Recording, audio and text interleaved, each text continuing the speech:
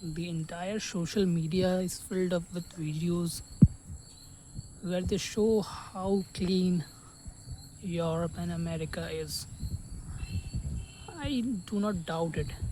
Yes, America and Europe are too much clean, they are well organized, people there have civic sense.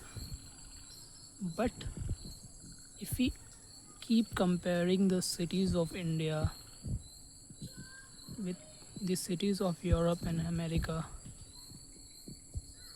it will not give us the clear picture. Instead, we should compare places like these also.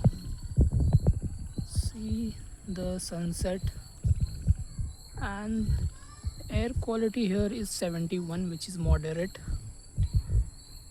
It rained today the entire day, and it is so beautiful, the sunset, the fields, the trees. Look at this clear sky.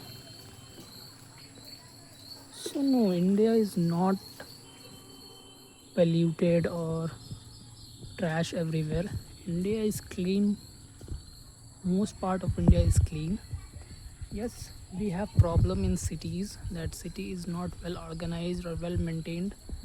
It is particularly because of corruption, but we are working towards it. And we should not always think of that India is very bad, trashy, and all that.